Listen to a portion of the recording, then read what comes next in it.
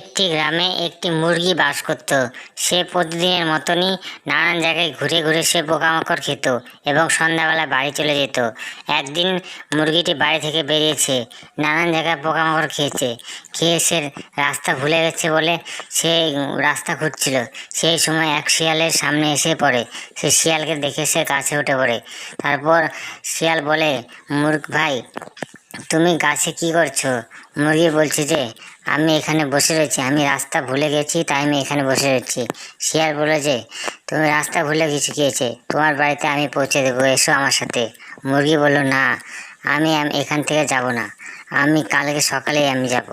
শিয়াল বলল যে, কেন? আমরা দুজনে বন্ধু তো, বন্ধু তো বন্ধুকে উপকার করে।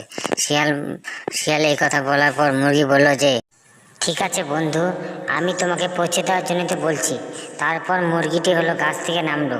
অনেক দূর শিয়াল আর মুরগি মিলে হাঁটাচলা করলো। হাঁটে যাওয়ার পরে একটি গভীর জঙ্গলে ঢুকে পড়লো। গভীর জঙ্গলে ঢোকার পরে মুরগি বলল যে, আমাকে এখানে কোথায় নিয়ে আসলে? শিয়াল বলল যে, আমি তোমার ঠিকানায় নিয়ে চলছি। তারপর কিছু দূর আরও এগোনোর পর মুরগির গলার মধ্যে সে কামড়ে ধরলো। মুরগি বলল যে, এটা কী করছো আমাকে বন্ধু? শিয়াল বলল যে, আমি তোমার বন্ধু নই, আমি তোমাকে খাওয়ার জন্য এখানে নিয়ে আসছি। মুরগি বলল যে, তুমি আমাকে এত বড় ঠকালে, আমাকে তুমি এখন মেরে ফেলছো। শিয়াল বলল যে, আমার খাওয়ার থেকে কোনো কিছু নেই। তারপর মুরগিকে সে মেরে সেখানে মাংস খেয়ে নিল। এইভাবেই তারা শিয়াল বোকা বানালো মুরগি।